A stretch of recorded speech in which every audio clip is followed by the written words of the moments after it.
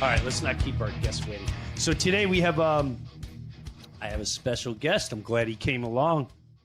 His book, 9 Steps to Build a Life of Meaning, which I think is very important for people to know about in general. We've lost our way of what our true meaning is. I think we really lost our way. But I'd love to we'll pick Rick Walker's brain with all this subject. So please welcome Mr. Rick Walker. What's up, Rick? Jimmy, what's happening? How are you? Man, I'm doing well. I did not wear the pink pants today. I have a rule about pink pants. I only wear it in South Florida. So I spend a month every year in Sarasota, just north of you, or over in Miami. I only wear pink pants in South Florida. I grew up in the Northeast, and I can now recognize everyone who's from the Northeast because when they visit Florida, all they do is wear black. They wear black shirts, they wear black shorts, they wear dark colored clothes. And it took a while for one of my friends who actually is from Illinois to finally go, Jim, submit. Start putting on some light clothes. And it took me a while, but now I can't. Rick, sandals. Sandals. I get so aggravated when I got to hop on a plane and put on socks and sneakers. I've immersed into the Florida, South Florida culture, which, by the way, Sarasota, I was this close to moving. I love Sarasota. It's really great. It's a really great place. So you got the IMG right there where they train all these elite athletes from all over the world. These parents will ship these kids there to go live and train how to be an elite athlete. And it's actually a little bit like a cult. Have you realized that all the great cults have just disappeared? We have not seen any really great cults for like 30 years. It's a little disappointing. I might debate you on that one. Okay. I think they're all very well hidden. Okay. I think they hide their gang signs a little better, if that makes sense. A lot of this, a lot of this, a lot of this. I've seen all the gang signs that the cults do. I consider them all cults. We don't have to get into detail what they are. The handshakes, all that. They just cover it better. That's all. Instead of, we'll leave that as is. Okay, yeah, sounds good. So it's a great area, man. Like where else would you want to live but in South Florida, between Naples and Sarasota, pre-hurricane and Miami? You got it all. Did your area have any problems with the last one? Ian, right? No. Yeah. It was Ian, right? Or no? What was this one that just passed last September, October? Right. I was in Europe, and I know Sarasota got whooped. It did. We always stay out in St. Armand Circle area, and so I think all those great restaurants there just got wiped out. It was underwater. That's one of my favorite all-time places in the entire world.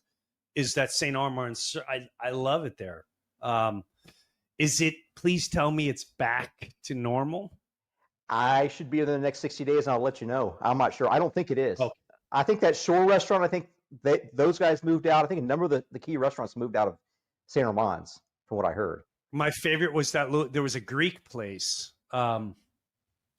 But there was a Greek place like off the circle on, as it bleeds out down one of the streets. That was I would go up to Sarasota just to sit and have that and go to that Greek place. I loved it there. Well, I hope they recover because, like I said, it's one of my favorite places in the world. So, Rick, where are you at in life? I know you got 3 girls. I know you're big time entrepreneur, podcast, the book. Where are you at in life? What's your mission? I mean, you seem like you've accomplished everything. Where do you go from here? There was this theologian named John Wesley that said that I just really want to be useful. And that's kind of my thing, Jim. I just want to be useful. I want to be helpful where I can. I don't want to have looked back and seen that I wasted it. And so as there are various opportunities that present themselves. I try to maximize those opportunities, then move on to the next thing fairly quickly. And so it's led me a lot of different directions. But yeah, just locally, I live in Houston. Got the 3 girls. Got a beautiful wife. We've been married for 22 years, and just sort of living the dream life in Houston. For the first probably 20 years, I worked 8 hours a day in nonprofit work and spent 8 hours a day building businesses. In the last 5 years, I really try to spend more time with the family, less time in business, less time in nonprofit, and then, of course, this forthcoming book. I noticed even when my girls were young, I really knew a lot of people that were extremely successful, and they were away a lot. And I started seeing the way the kids were as they get older. And that's a tough challenge for a lot of people that become money successful or CEO successful. The kids don't care how successful you are. They really, it baffles my mind how you can go, do you understand what daddy does? Do you understand how much money he makes? Do you understand how popular he is, how important? Kids don't care. They really, all they want to know is, are you here? Are you here with me? And it really, that's a challenge for a lot of people. So I tip my hat that you're at that stage, because it's not easy. No, it's not. It's not. And one of the things I've done is I scaled a nonprofit organization into 53 countries. And there was a lot of opportunities to travel because everyone wants you to come. I was the chairman of that organization. Everyone wants you to travel and go see them and shake hands. And guys, I'm not going to do that. I'm not going to do that. That's not my cup of tea. Look, if you're not coming to my funeral, you really don't count. I'm really not going to give up time with people that aren't going to my funeral to come spend time with you. And I just can't do that. And that's sort of a dividing line. Because I figured out very early on, Jim, that the only 3 things that matter in life are how you manage your dinner table, how you manage the books that you read, and how you manage the time when you're alone. And if you can't get all 3 of those clicking, like locking, you're going to miss out on something very, very important. Rick, what put you in this mindset and your drive? Did this start when you were young? Is this from one of your parents? Is this something you studied? Like when did it click in and you went, this is the direction I'm going and what I'm doing in life? Man, great question. I grew up down in Corpus Christi, which is sort of halfway between Houston and Mexico. And we grew up in a 2-bedroom house. My dad was out of work quite a bit of our upbringing. But we hung out a lot. We did a lot of things together. He taught me a little bit about different types of ways to make money, painting flagpoles and trading watches and that sort of thing. And he gave me a little bit of an entrepreneurial drive there. When I got into college, I decided I want to start businesses, and I read a number of books. I started reading very seriously, and so I started reading about 50 books a year when I was in college. Wow. Mainly sort of business and self-improvement books, a lot of theology books and some philosophy. But it grew from there. And out of that experience, it led me sort of on a perpetual path to try to figure out how to improve not only myself, but then obviously that's sort of that circle of love, as Dante puts it, has to expand beyond yourself if you're ever going to make anything out of your life. And so that's sort of become the goal of my life so far. Did you get married before the success or as it started hitting? Like when did that all start falling into place? Yeah. So I grew up in Corpus Christi. I went to college up in Oklahoma City, a little private school. We couldn't afford it. My mom took out a loan to make the first month's payment, just assuming she'd be able to find the money for the second month and the 10th month and so forth. And so I went up there and I eventually started a business one summer down in Corpus Christi. I was on a call center floor doing telemarketing one summer. And I just sort of had this bug, and I think it's sort of a divine thing, Jim, where I had the headphones on just like this. I was getting ready to make calls for a second summer in a row, and something just told me, hey, Rick, you don't need this. And I stood up, took the headphones on, and told the manager, like, I appreciate the opportunity. I just don't need this. I walked out. The very next day, I started the business. This was when I was 20. My wife and I were just starting to date around that time. Wow. Between 20 and 26, I grew the business from 0 to 400 employees, all And around. if you don't mind me asking, what was the business? We were So main, everyone knows. yeah, we were maintaining buildings, and so we would go in and, like, let's say you've got an office building, and you would have Yeah. electricians, plumbers, stuff like that. I would give them one flat price for the entire year, and I would basically warranty everything in the building. Like, the toilets go out, I pay for it. Light bulbs go out, I pay for it. All sort of an all-you-can-eat type of building expense thing. And so we did that. But keep in mind, I was going to school in Oklahoma City, and I started this in Corpus Christi, which is a 9-hour drive. So my last year Mm. of college, my last year and a half of college, on Thursday nights after class, I would drive 9 hours down to Corpus Christi. I'd train employees. No, excuse me. I would see clients on Fridays. I would train employees on Saturdays, and Sundays I would drive 9 hours back. And I did that 52 weeks a year for the first year and a half. And so 18 hours a week of driving to go build the business 9 hours away. And you got to be a little bit crazy. Like, it's probably like your business. You got to be a little bit nuts to be able to find some success. I don't even know if it's crazy. I think it's a drive. I think it's a vision you see, and then you commit to it. And well, the reason why I asked with your family, with your kids, because I've noticed, like, just with me, I've watched my parents struggle hard, but they didn't complain. I mean, they struggled hard. And there was a moment in my life where I went, I don't know if I can work the way they work. I don't know if I can work for a 2-week vacation every year. And my dad was in the war. I'm like, I don't know. Wow. And they work until their 60s, and then they get to crush it for 10 years. And then, oof. But my dad, like you said, your mom, I'm assuming they didn't have a lot of money, too bad. She paid for your first month and all that. Was that her confidence in you, of seeing your vision of where you're going?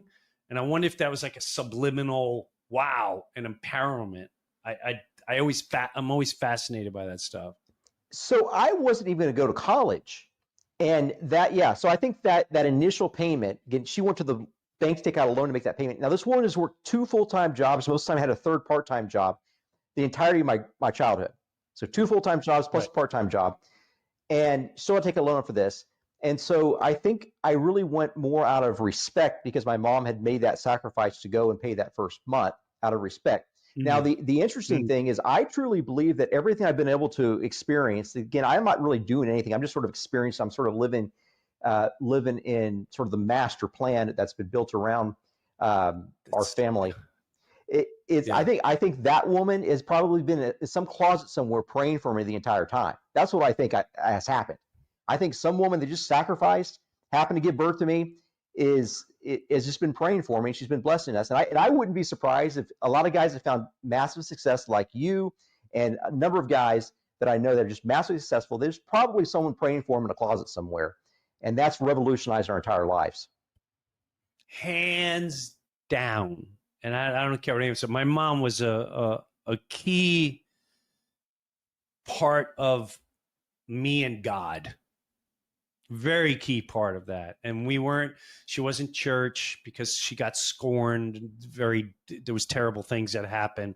So it kind of opened her eyes to, quote, religion.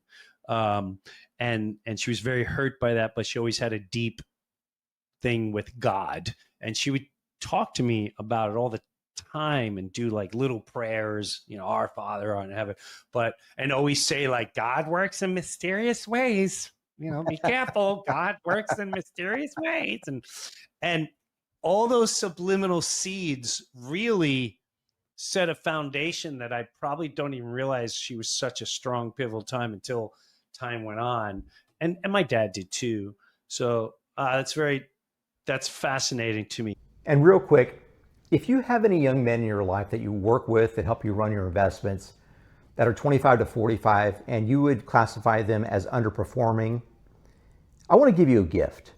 This is my 2025 #1 international bestseller in the business leadership and also the business motivation categories, called 9 Steps to Build a Life of Meaning. This book is what Dr. Ben Carson calls triumphantly hopeful.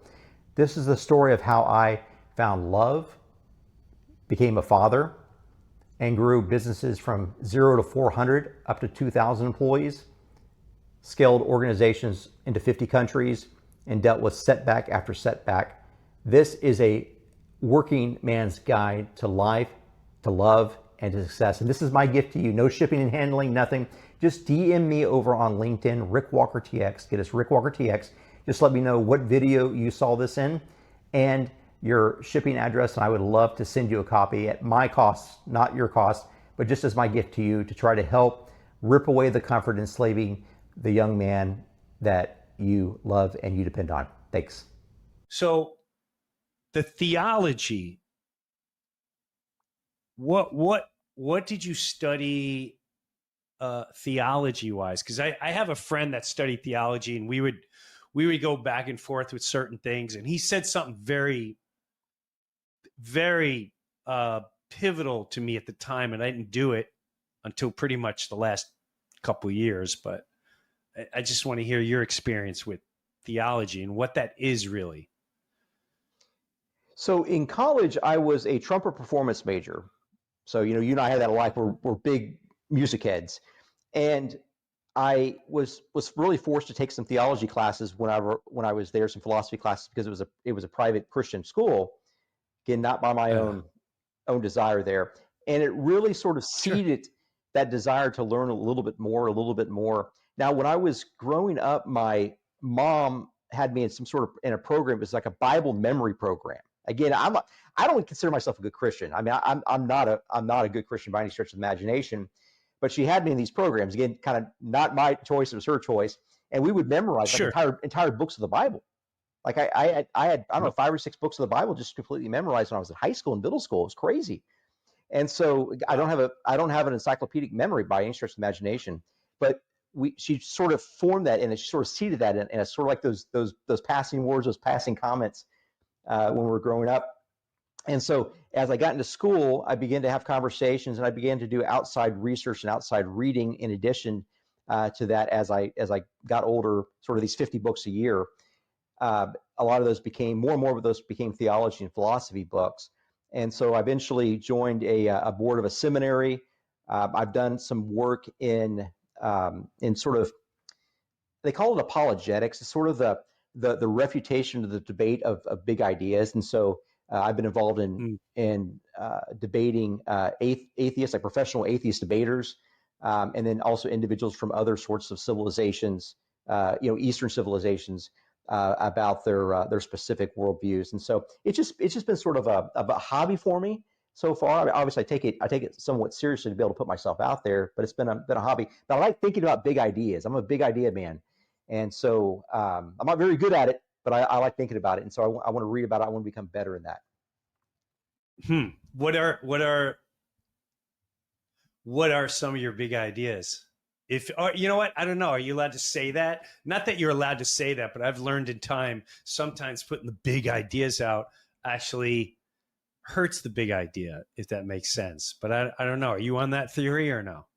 Yeah. So you're going to be look like a quack or just a crazy person. I mean, those of us that were pushing back against Lord Fauci 3 years ago. I mean, we look like cracks back then. We look pretty smart now, but that's how the game's played. But yeah, I mean, there's a lot of really great ideas, specifically around the subject of time.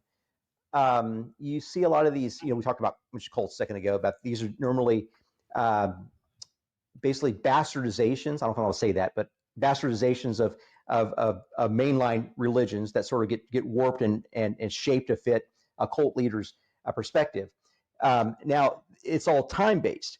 You have to have the original mainline religion that existed before those things could be warped and fashioned into whatever that cult's going to believe. But everything has since happened like that, where the standard ideas come before the new religion. And so people would say like Plato and things that have come before Christ were, Christ sort of just took what worked and copied it. And I've got a pretty good understanding of how that works. And let me put it in 2 sentences, and I'll hand it back to you because this is a little bit technical. Okay. Please. Okay. So I love this. Yeah. So assume that God created time, right? That's all the great world's religion says, that God created the heavens and the earth. He was before the beginning. So he's outside of time, right? He's outside of time. Kind of have your timeline here, outside of time. And the great Abrahamic tradition, so this is Judaism, Christianity, Islam, all say that Christ existed. He came in. So what happens is that you have God, Christ is God, basically invades the timeline. Now, what our simpleton minds would think that whenever he invades, everything that comes after him is what he does, but everything he says, that looks like what happened beforehand, that he copied that because it was kind of prior knowledge. But if you have someone that's coming in from outside of time that sort of invades, it would be a ripple that ripples both forward and backward in time, necessarily. And so everything that happened before Christ, I believe, was a result of Christ's invasion hundreds or thousands of years later. And I have some things about that in my forthcoming book, but it seems to me that the ideas were not that came before him. They were perfected in him, and sort of the bastardization of the ideas precipitated outward even before him. So the further they get back from Christ, back in time, the more away from ultimate truth they are. Likewise, the further they get in time, the more variations they take, the further they are away from truth. And so it seems to me that Christ's sort of invasion into time, into the timeline, that seems to be the crux of the maximal amount of truth that our world's ever contained. So that's one crazy big idea. No, I don't know if it's a crazy idea. It's a fascinating idea. You ever hear any of Jordan Maxwell's stuff? Jordan Maxwell? No, I don't. Tell me. So he was big theology too, and he goes back, and he's also one of those is like, which I never knew, that the Christ story was done. Don't hold me on this, either 12 to 15 times before that story came, meaning born of a virgin, the kings and the thing and the same exact story and the miracles and all that. I don't know anything about that, but I thought that was, and he gave the exact examples. I was like, where I always look at this, like my wife is full blown Jesus, and that's it. I love the thought of Christ. Like if people say, you Christian, I go, I'm a fan, meaning don't label me. Let me walk the walk and make an example. And if you enjoy the example, don't worry if I label myself as a monkey or this or whatever. Yeah.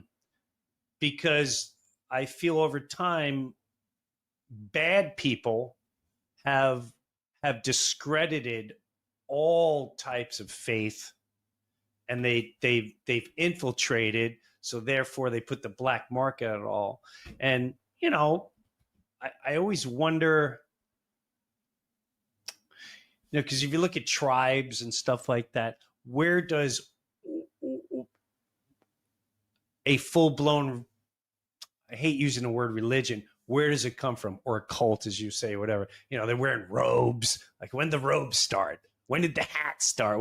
When did the hat? Why does the Pope wear a beanie if he's Christian? Isn't that a Jewish symbol? I don't understand that. Why? So it's very fascinating. I go to Europe and you'll see a church that clearly was built a long time ago, and they have dragons on it and this on it, and there's other things. I'm like, are they advertising with that symbol and that symbol? Was this just a big, look at how big we are and what we're capable of?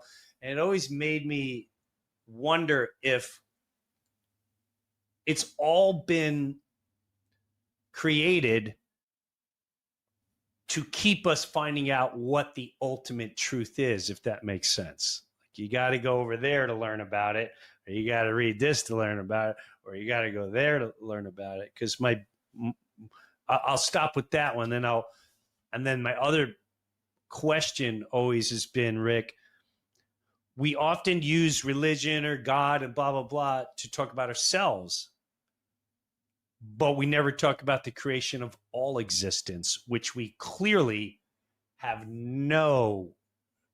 zero respect for. We may have respect for just otters, but not the cougars. Maybe the cougars, but not the grasshoppers. Maybe we hate the ants, but we're going to let, the hippos are okay. So it's almost like a catch-22. Like, is God for just us, or is he for the whole environment? Because I think we're losing the mark tremendously in that world. That's right. Yeah, we're missing the mark all over the place, Jim. I agree 100% with what you just said. Let me take sort of 3 hits at what you just said. Not hits on the ideas, but sort of stabs. Yeah, I know what you mean. Yeah. So the first thing is C.S. Lewis, and if you haven't read Mere Christianity, I highly recommend that book. That is the book that's Mere M-E-R-E Christianity by C.S. Lewis. That will shock everything out of your system. Like all the questions. So here's what he says. He says that mankind's favorite hobby is to invent their own gods. Mankind's favorite hobby is to invent their own gods. I want to imagine a Jesus what was the wolf form of a baby Jesus, 6 pounds, 8 ounces. I envision bearded Jesus. I like to envision Jesus playing Leonard Skinner. So we like to invent our own fashion Jesus. I want to have Jesus that will not judge me, right? I want to have all these different things. And the reason why we do that is we really want to be God, but we don't want to take the responsibility of being God. So we have to invent this little side God that we can control, but then we can blame. We can blame him, but we can control him. And so that is what we see over and over again in history. The thing about let me say this about the religion stuff first, because you made a comment about 5 minutes ago about, I think it was your mom kind of getting some religious stuff. Yeah. Remember, it was the religious people that crucified Christ. Christ was fighting against religion. Christ is the most anti-religion person ever in history. Correct. And so it's right for us to kind of hate the religious crowd. It's right for us to kind of hate on not the architectural symbology of the dragons, kind of hate on the institutions that get sort of meandering about and go and put their tentacles where they doesn't belong. So Christ hated the religion. He was the most anti-religion history. But then there's this idea about these replications of these other gods throughout history, that these 15 different gods like Osiris and folks like that. Joseph Campbell also wrote about this. If you listen to any Jordan Peterson, you'll hear him mimic some of the themes that Joseph Campbell wrote about. He's the guy that made famous sort of the hero's journey, this long narrative arc of what all these great stories tell. And what happens is you have these individuals throughout mythology that play certain roles. You might have a dying and resurrecting god like Osiris, but he's not necessarily born of a virgin. He loses his private parts along the way. It's some of it's just crazy stuff. But there's 3 or 4 or 5 different pieces of it that are the same. Now, if you watch stuff online, they'll mix up a lot of it. They'll make it a little bit more entertaining, but it's not quite factual if you go back and you actually read the actual documentation, the actual books of this stuff. So there's nothing quite like Christ, who basically brings all the perfection of all these different ideas together. But why is that? Plato is, again, I don't want to speak too technically here. Plato in his Republic, chapter 5, book 5, he talks about this. He says, I want to imagine the worst possible man and the best possible man. So he starts. So this is a philosopher. He's saying, like, I'm going to create philosophically the best possible man. Well, what would he look like? Well, everyone would cast stones at him, but he would really be good inside. So he couldn't be outwardly good because people would sort of laud him. They would give him praise for being good, and that would sort of hype up his ego, his selfishness, his pride. So people would basically hate him, but he would be inwardly pure.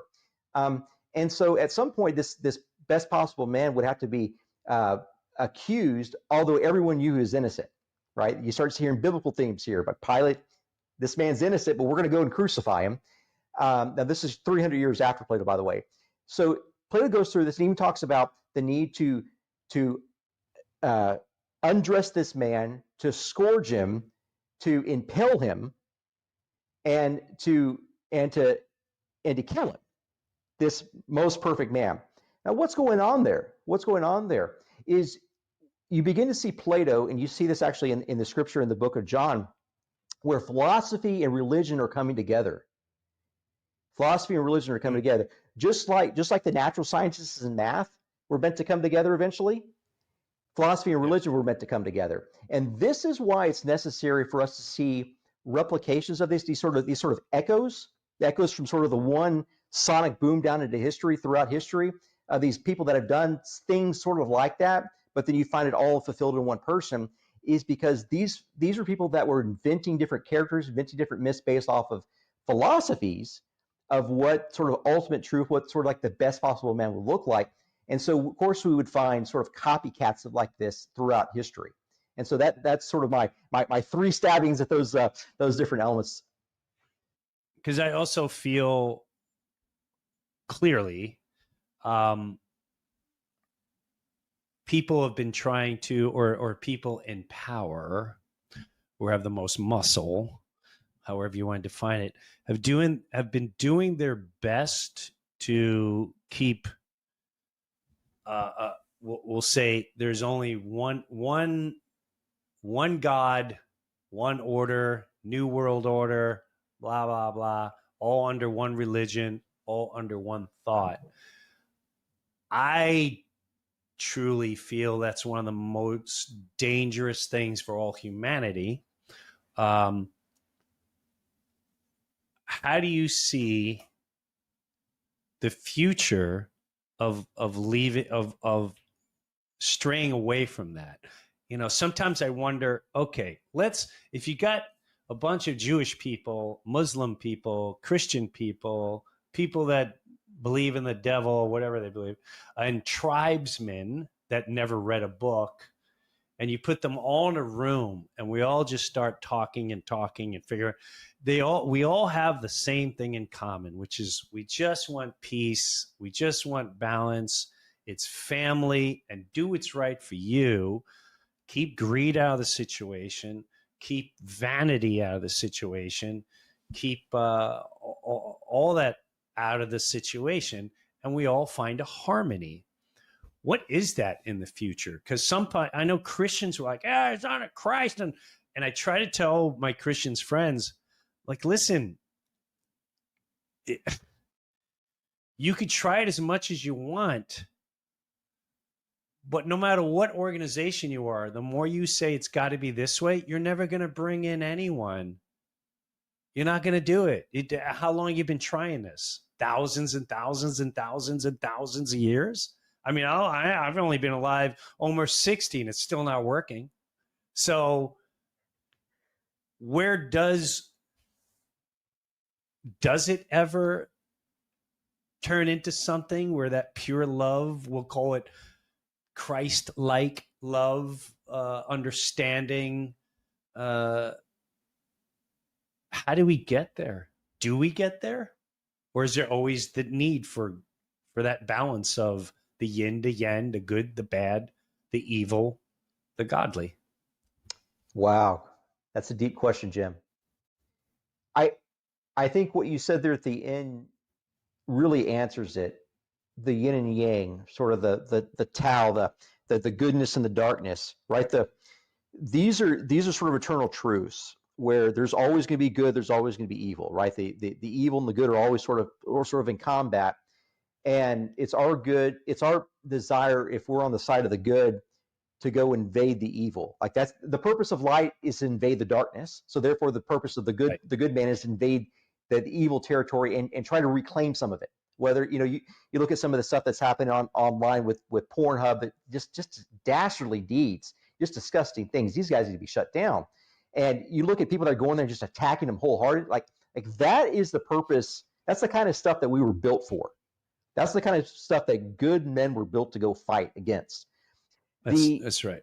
The thing is, we've gotten so far off basis we can't even decide on what truth is. We can't decide on truth. And if we're going to be progressive, or if the progressives like to call themselves progressive, but they will never define what they're progressing towards. If you're not progressing towards something, you cannot definitionally be a progressive. There's no ultimate place that you're all heading.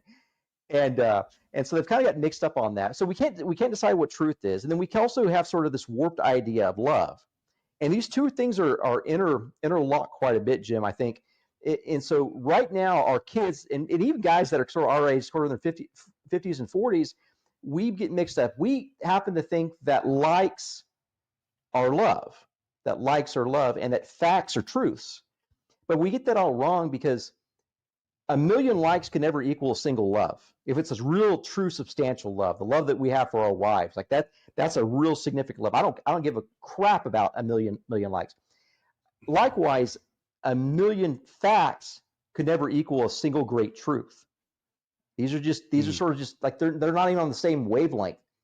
And so as long as we're playing in the world of likes and facts, we get disconnected from the things that really matter, sort of truth and love, and we can never get back there. And so what's the key?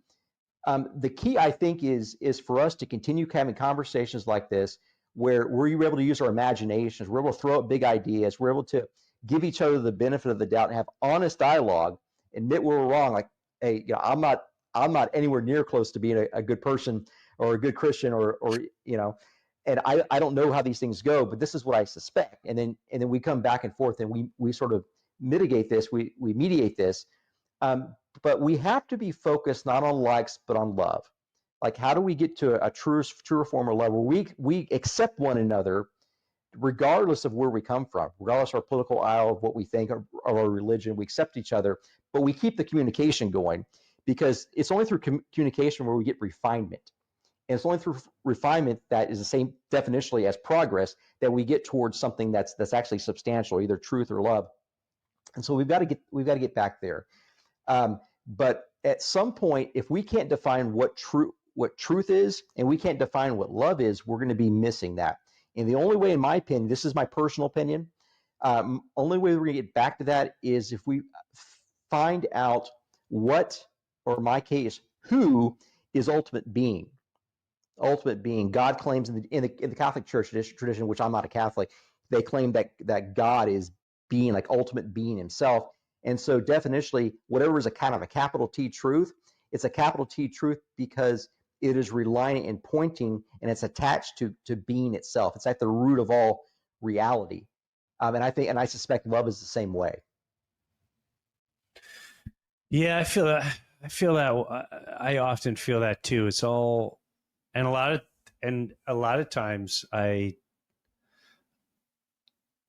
I'm under the impression that it's all within.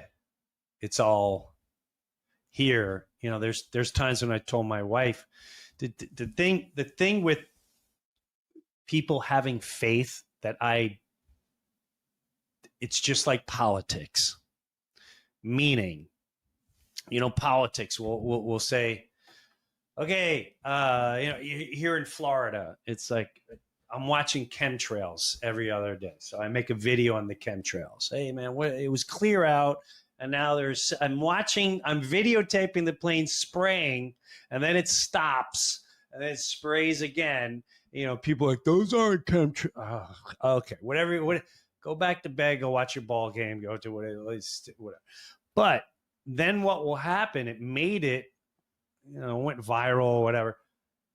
But then a politician will go, hey, just want to let you know I got it under control, and I'm going to fix everything, and I don't like what's going on, and we're going to pass a bill. And in those circumstances, I go, okay, let's take the common sense of that. This is classic trust your false idol. And the false idol will come out and say, I'm going to protect you. Well, why didn't you the last couple of years? Why aren't you doing now? So if there's dangerous things being sprayed over your head, you're telling me we need a bill to protect humanity? Oh, thank you. Thank you for doing so much for us. Oh my God. You know what? We're all going to be okay. They mentioned that they're spraying things, and now they're going to look into it. Oh, thank you, everyone. You're so kind. Thanks for passing bills and making laws to protect our lives, because I know if it was another country, we'd be shooting down the planes. Yes. I was getting that with, like, my wife will say, can't wait for Jesus is coming back. And I'll hear Christians say, Jesus is coming back. And I'll say, stop saying that, which makes her angry. I say, stop saying that because he's already here. What do you mean by that? You just got to allow him to live. Stop waiting for the man to come flying out of the sky. And my concern for many people waiting for the Savior is it makes you compliant. It makes you sit and wait rather than make action of, well, do what you can now.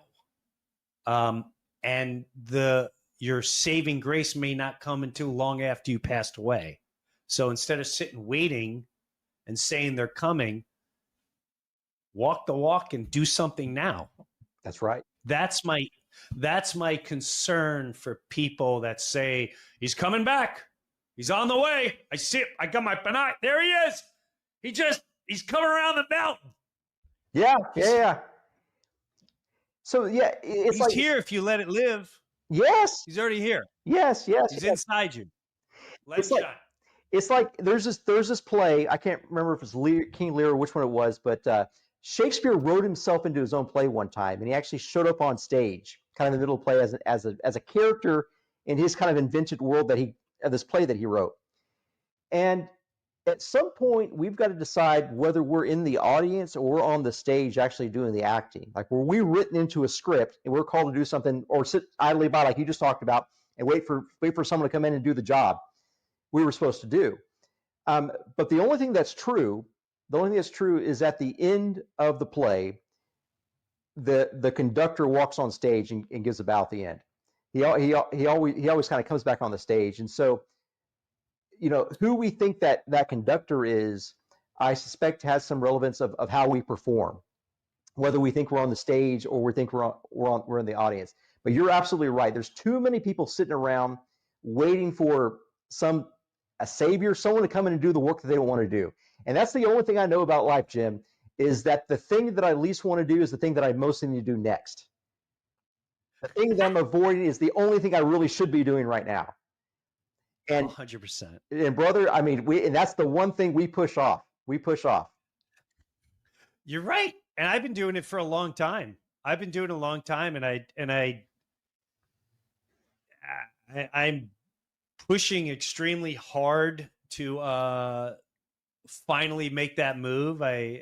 And do it in a way in my head and my spirit that it's done right. So it's not about, oh, look at me.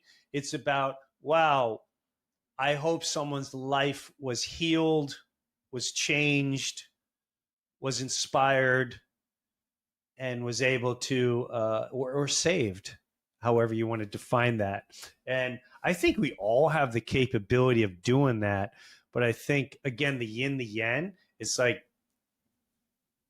we all have the capability of doing that. However, we're still in the system of just complete distraction. It's just, every time you think the distraction's over, a brand new one comes. And it doesn't stop. It never stops. Yeah. My struggle is this battle for all of us? Is it just for me? Is it for me? Is it a battle, or do you allow it all morph into whatever it will be? That is such a struggle. Because I get nutso with some things internally that really, I'm a guy that, Rick, I hold a lot of pain watching others suffer, and it drives me to it drops in my knees. I sob sometimes, and I know that sounds sappy, but I'm on it. I'm being honest. I can't stand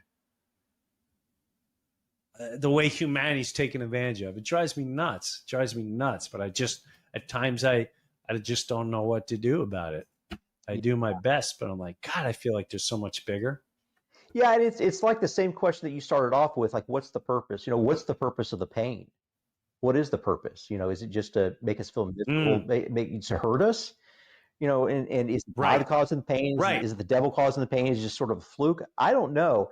I suspect if, from my limited amount of reading, my limited amount of study, is that sort of the philosophical and the theological purpose of pain seems to be something about getting our attention, waking us up, rousing us to something to pay attention.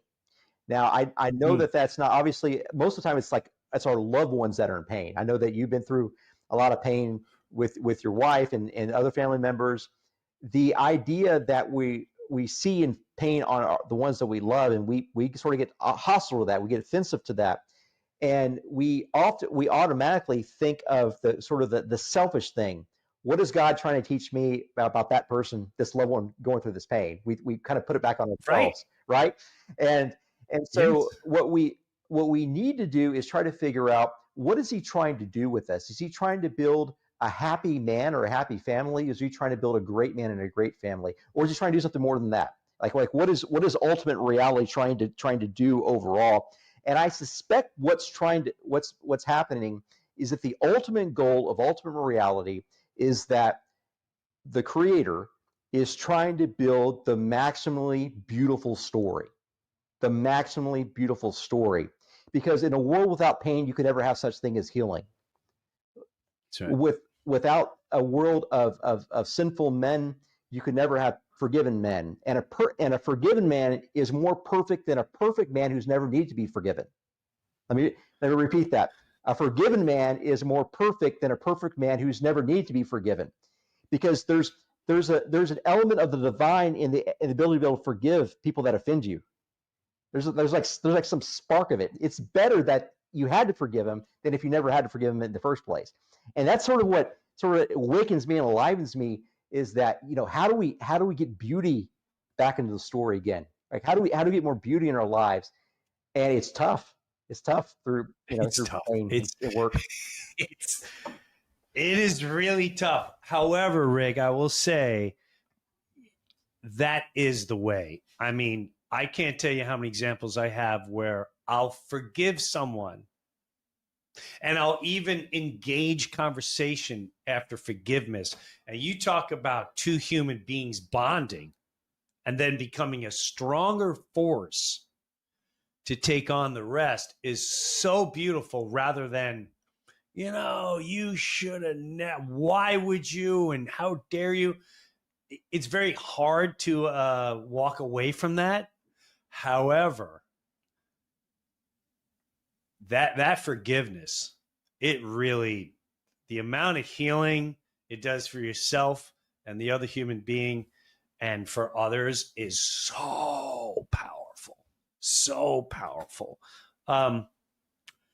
So what is your next step, Mr. Walker? What do you, I mean, where does Rick Walker continue on from here? Because you're still a young guy. How old are you? 46. You, good Lord, all right, you're a good decade, and you're God. How old are your girls? Man, they are 17, 14, and 12. Probably similar spacing to your girls. You're probably where I was, about 5-7 years ago? Yes, mine are now 26, 23, 20. And all I remember is your stage was just putting out, I had a fire extinguisher, nonstop. You see the way this one's dressing? Oh, no. Do you see what this one's getting into? Oh, no. Oh, no, my wife and this one. Oh, no. Oh, my God. What is going on? Woo, you're in it. You're in it. I am. In it. It's man, but it's great. I don't have time for anything. I don't have time It for is. anything. It's you got like travel lacrosse, travel volleyball. My oldest, so here's something crazy. My oldest, my 17-year-old is pre-professional ballerina, and I homeschool her. So she comes to the office with me 4 days a week. She does video classes next to me. You see those old timey shows with the bankers where the dad and the son had their desks next to each other, like in the 1800s. Yes. Exact same thing. Like we're right there together. So I get to have lunch with her probably 3 days a week. And it's just one of those irreplaceable things. I've never thought I'd be able to spend that much time with my 17-year-old. It's a sacrifice because I can't do a lot of meetings, but it's really a blessing. But I look around, Jim, and I looked and start to see like the men that are sort of 20 to 40, and these guys are going through a crisis. They don't. A lot of these guys, they're sexless. They don't date. They have no ambition. They're on their devices. This is a device generation. Zero ambition. Yeah. And so I look around and I look at these boys that my girls are around, not all of them, but most of them, they have no ambition. I don't know who they're going to marry because they're in a household with a guy like me, just like your daughter's in a household with a guy like you, hard charging, very ambitious. And how do they find someone that sort of lives up to sort of the ethos that we bring to the table? It's impossible. So what I came to decide was that if those men did not exist, I would have to build them. And that's what, in part, this book project is about. How do we build the next generation of men? How do we infuse purpose in there? And I think the mistake that people were making is they're listening to like a lot of philosophers and psychologists and people that are sort of book people to start.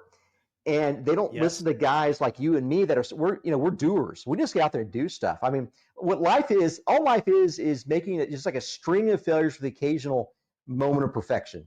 Like I'm going to try 100 things, but I'm going to get one thing really, really right. And I'm going to mess up all the rest of them, but I'm going to try it. And just not being willing to quit is worth it. And so I've got to, guys like us, we've got to sort of infuse this next generation with a messaging like it's okay to fail, but you've got to do something. You've got to try. This is your only life. This is the only way that you get. You will be held accountable either in this life or the next for what you do and what you don't do. And so that's really where my heart is right now, is how do we get books and resources and education into young men's life to help them at least have a hope, And I believe, and this is the last thing I'm going to say about that, is I believe that if a drop of hope exists anywhere, it threatens all threats everywhere. That if I'm hopeful enough for you, for your life to turn around, that my hope can invade your reality because my hope exists. It's on the periphery, it's lurking. But at some point, it's possible for my hope to invade your life if we communicate long enough. That's my hope with some of these young men that hopefully will read this book and hear some of the messages, hear the conversation today, is that at some point for one of them, hope will invade because it sits now outside lurking yet threatening to dispel all the threats that they sense are there. Wow. Whoo, Rick, that's powerful. And you just punched me right in the gut. Two things. Watch Captain Fantastic. Homeschooling, it's incredible. Okay. It's Captain Fantastic. That's just a side note to give you. There's moments in there that are like, wow. Because I homeschooled my oldest for a little while. I had visions. Wife, and it was a struggle at the time. If it was today, it wouldn't be such a difference. But what you just said is so powerful, and I'll tell you why. Because here's one of the struggles I have. You're going to watch your girls grow up, and you're going to watch men come into their lives. And like you and I think the biggest struggle for your generation, my generation, is what you said. We are doers. No one gave us what we have. We did what we had to do. You said you drive 9 hours and you were doing this. My wife and I'm doing 9 sets in a night, $25 here, $25 there, and we couldn't afford parking. So my wife would drive with me all night. She'd sleep outside the club until I'm done. I get in like, we got to go downtown and fight the drag. Get on. My spot is another time to get on and claw all the way until we get, and now we have what we have. And this next generation, like, why? How am I going to get that? Because they didn't see our struggle. And the toughest part of that is when an outsider comes in your world and they have zero ambition. And when I'm going to say below zero. There's zero, and then there's below zero. Okay, and then you see a struggle within one of your own that are taking on this. Yes. And, you know, maybe this one plays victim. The below zero plays victim a lot. People love playing victim. They do. And the one I've struggled with the role of, you said something very interesting. What would you do if this person wasn't in your circle or in your life? What would you do? You would go out of your way to lift them up. But when they're in the circle, it's like, you better live up to a standard before I start help. The struggle is, Rick, I'm a big believer in, if I see you trying,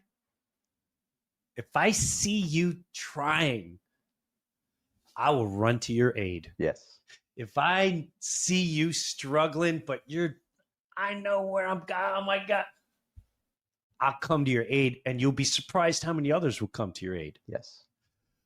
But when you're not struggling and not moving and grooving and not going out of your way to make things happen, there's a fine line. Like, let's say your daughter meets a boy,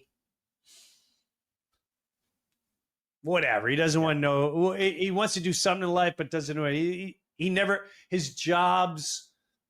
holds a job more than a couple months. Let's say he doesn't even drive. How do you approach that? Because there's like, are you doing the wrong thing by going, hey, pal, we got to figure some things out here if you're going to be around, because this is not going to happen? Or do you take that approach of, if this person's going to be around, like, I'm just going to have to force them until they figure it out. They're going to have to figure this out, because the more you give, the lazier they'll get, or the more they'll give. That's a hard line, brother. It is. Speak to me. Let's say we're in the backyard right now. Talk to me. Give me advice. As we say in Texas, I smell what you're stepping in. I smell exactly what you're stepping in. You've got a couple different directions you go on something like this. Again, I'm not to the point. Obviously my 17-year-old, she has a boyfriend. He's actually driving in from out of town today, so I'm hoping to be able to spend some time with him. But the exact same sort of thing plagues me, and that's what I worry about. The issue is, are we going to take responsibility for the people that have found themselves within our circle all of a sudden? Dostoevsky, the great Russian writer, said that all men are responsible for all other men. Like there's a universal bond that we all have, that somehow I'm going to be held responsible for how you, Jim, how you succeed, how you handle trials, and how well you work, and how you push through suffering. And so he says we're sort of all in this together, sort of a simple way of saying that, but all men are responsible for all men. But you can't just give people that which they don't earn. In fact, what you don't earn, you never respect. The only way to accrue respect is through effort and failure. What it takes on our part, I think, is sort of that awkward conversation. That first awkward conversation is always the same thing. It's probably like, I would imagine, you getting on the stage to do your first set of stand up, and you were probably really bad based off of what you know now, and you probably you basically had to sort of embrace the awkwardness. Like that's what I had to do when I made cold calls, when I would go door to door to try to pick up new business when we first started. Awkwardness. That's what my 17-year-old daughter does when she gets on stage alone, afraid. She's on point. She's literally standing on the tip of one of her toes, and there's 1,000 people watching. That's like heightened vulnerability, heightened awkwardness. You could fall at any moment. Same thing with the stand-up. But if you don't embrace it, if you don't go, as I think I've heard you call it, balls out, and just go embrace it, it's never going to come. Like you have to own it. You have to go all in on the joke. Yeah. So the relationships, I think, are like that, in that we can't have a mediator or kind of a halfway approach with these sorts of tough conversations. We've got to go to the individual and say, look, this is where you're at. This is where you need to go. I expect more out of you. In fact, I know that you can give me more, and you can give my daughter more than what you're giving. And if you're only giving her half of an effort, I'm only going to consider you half of a man. And if you ever want to have whole men, whole boys, and have a family and actually have something worthwhile in this life, you've got to own up. You've got to live up to being responsible, like a whole man would be responsible, a man that embraces the full dimensionality of his manhood, not only because you've got the right body parts, but because you embrace the work, you embrace the responsibility. Look, if you're not working 16 hours a day, you're not even trying. I mean, don't give me this stuff where I've got a part-time job at the library, at the bookstore, the coffee shop. I work 4 hours, and you're going to support a family. Don't give me that. Don't give me that. And so I think that it's our job to call forth out of these young men more. And how do we do that? We use the exact same formula that someone like Frank will use. Man's Search for Meaning is also another really great book, Man's Search for Meaning, where he tells the story of being in these concentration camps. And what he figured out was the only way that you get men to step up, sort of to lead through the discomfort, lead through the knowing that you're probably just going to die. You could die any day. You probably will just die any day. And you have no control over what you eat, never control over everything, over anything, is that you have to get people to look towards a future love or a future responsibility, that someone is depending on you at the end of this. And he said at one point, he didn't even know whether his wife was dead or alive when he was in this concentration camp. But he thought that it was irrelevant whether she was alive or dead. But if he thought that there was a love waiting outside the camp, and even if that love was dead, it was worth him to be the full man that he was called to be while he was in that concentration camp, so that he could be that for his love that was on the outside of the camp. And so we have to basically call forth the responsibility and also the love that's sort of on the outside, that's on the other side, that's in the future. And so I like to ask open-ended questions like, think of your best possible future self and ask yourself, what would you do if you knew you could never fail? What would you do if you knew that all your wrongs could be washed away in a single moment? What would you do if everything that you've done wrong, every mistake that you've made could be seen in a new light, and those could be seen as actual steps towards a marathon of success? What would you do if you knew you could never die? And if we begin to think about our future in those things, and you and I, if we have the ability to kind of have that first awkward conversation with that young man we care about, to start asking weird, strange questions like that, it's that first awkward step that gives us not only the entry door, but then begins to actually have a hope to revolutionize his life. Because I guarantee you, I don't know who these people are, but he doesn't have another Jim in his life. They don't have another Rick in their life. Like you're it. No. You're it. And you're responsible for what kind of man this person becomes. And that's the unfortunate thing. So we're going to have to do the awkward thing. We're going to have to ask the awkward question. We're going to have to call forth the future and give them somewhere to go, call forth a responsibility and call forth a love into the future, and help where we can and encourage where we can, but don't give them anything they haven't earned. Beautiful. Rick, That was tremendously helpful. I've had those feelings, and when I get that calling, I understand it. But then, you have other influences going, oh no, absolute but my deep calling is exactly what you said. Yeah, and you're by the way, let me just say this, Jim, your emotional intelligence is far higher than mine.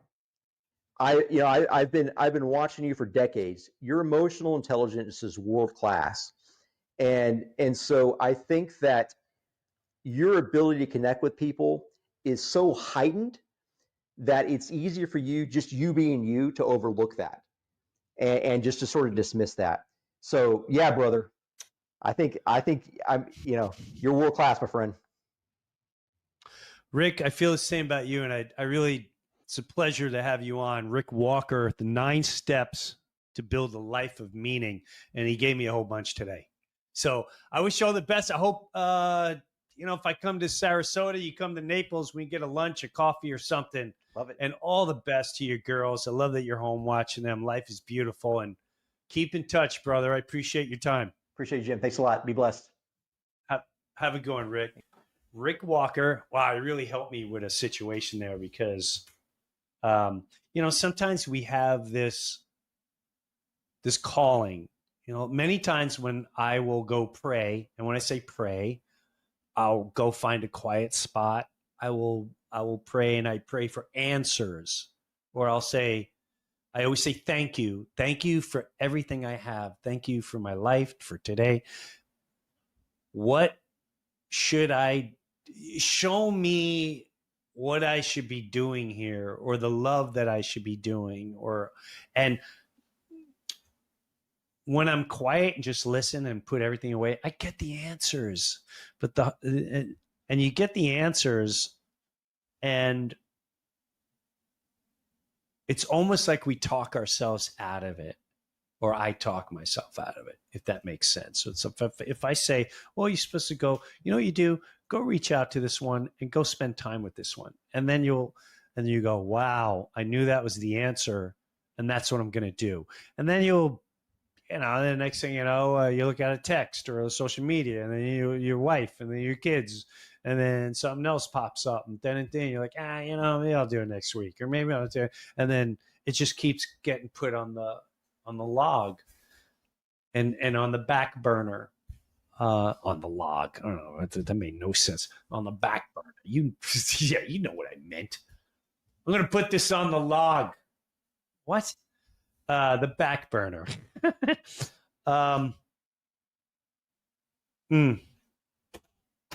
Yeah, my drive is telling me one thing with certain people in my life, and for some reason, you just got to take action. Sometimes you just got to take action, and don't fear the result, because you'll never know the result unless you take that action.